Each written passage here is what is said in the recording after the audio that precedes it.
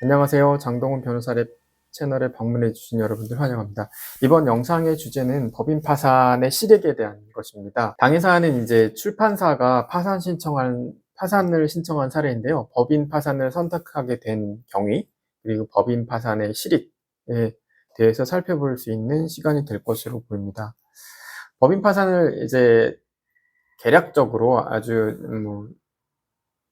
대략적으로 정의를 한다면 개인을 제외한 채무자에게 회사가 되겠죠. 파산 원인, 부채 초과, 지급 불능 이런 사유가 있을 때 법원이 이 파산 선고를 하고 그리고 채권 조사 절차를 통해서 채권자의 권리를 확보한 후 채무자의 재산을 환가해서 권리 우선순위와 그 채권액에 따라 환가한 금액을 배분하는 이 채무자 회생 및 파산에 관한 법률상 절차입니다. 우선 이제 가장 일반적으로 인지 때 송달료가 납부가 돼야 될 것이고요. 채무자 신청, 채권자 신청 이렇게 있습니다. 전자문서의 경우는 이제 10% 감액이 됩니다. 송달료도 이렇게 발생을 할 수가 있고요. 가장 중요한 게 이제 예납금에 대한 부분입니다. 이제 5억 원 미만의 부채 규모가 5억 원 미만일 경우는 500만 원 정도 예납금이 발생을 하고요. 5억 원에서 10억 원에선 700만 원, 그리고 10억 원에서 30억 원에선 1000만 원 정도의 예납금이 발생하게 됩니다. 100억 원 이상일 경우에는 2천만 원 이상의 예납금이 발생하기도 합니다. 가장 중요한 것은 이제 법인 파산의 실익이라고 할 수 있습니다. 대표자의 관점과 그리고 법인 파산이 있을 경우 그 대표이사의 관점, 그리고 이제 채권자의 관점, 그리고 마지막으로 근로자, 회사를 구성하는 인적 요소로는 대표자나 임원들, 임직원들이 있을 수 있는데 그 중에서 이제 가장 중요한 부분이 근로자의 관점이 있을 수 있습니다. 이런 세 가지 측면에서 법인 파산은 그 나름대로 실익을 가지고 있는데요. 내가 왜 법인 파산에 들어가야 될지에 대한 가장 큰 판단의 기준점이 될 수 있습니다. 받게 되면 지급 권한이 이제 없어지게 돼서 회사 결국 근로기준법 위반죄의 죄책에서 해방될 수 있게 됩니다. 파산 선고가 되면 이제 지급 위탁 은행은 파산 선고를 이유로 지급 거절을 자동적으로 법규상 하게 됩니다. 따라서 이제 파산 선고를 받게 되면 채권자가 은행에 지급 제시를 하게 될 경우에 지급 위탁 은행이 파산 선고를 이유로 이제 지급 거절을 하게 되므로 경우에 있어서 죄책을 지지 않게 됩니다.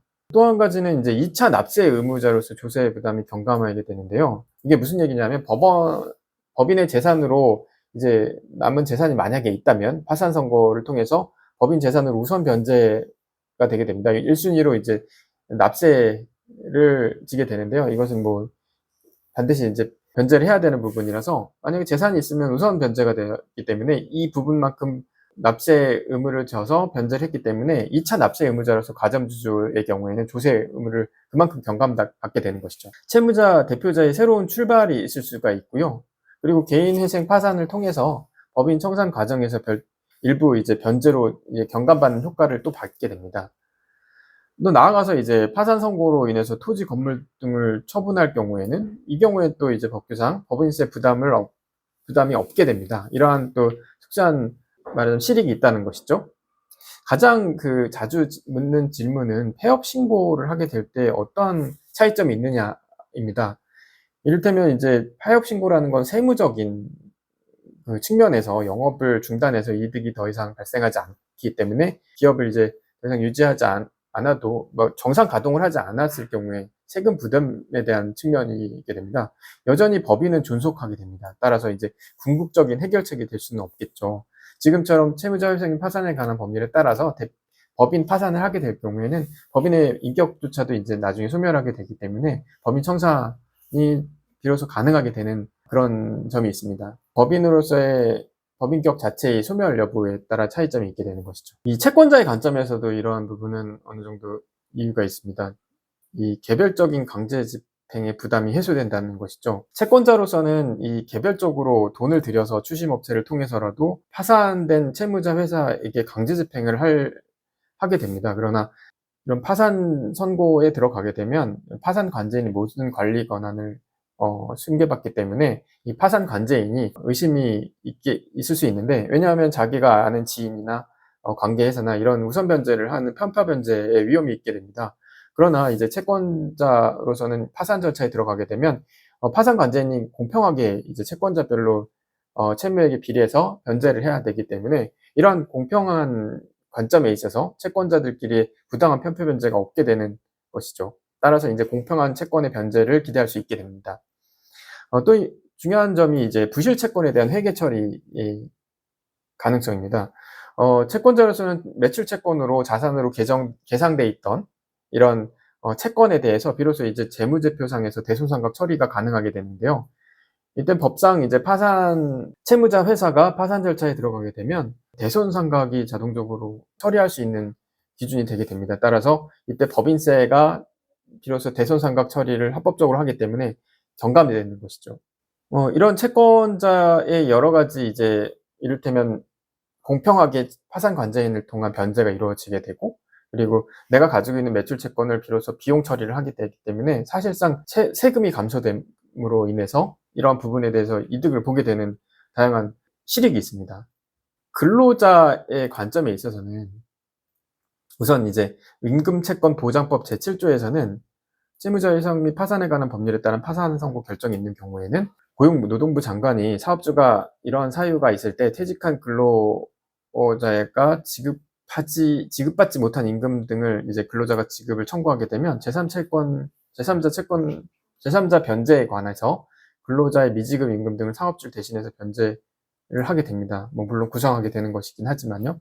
이렇게 이제 최단금 지급이 있게 되고 근로복지공단에서 이렇게 최종 3개월분의 임금과 3년치 퇴직금, 최종 3개월분 휴업수당 등에 대해서 변제를 하게 되니까 근로자의 입장에서도 자동적으로 자신의 못 받은 임금이나 퇴직금 등을 법적으로 보장받게 될 수 있는 부분이 있습니다.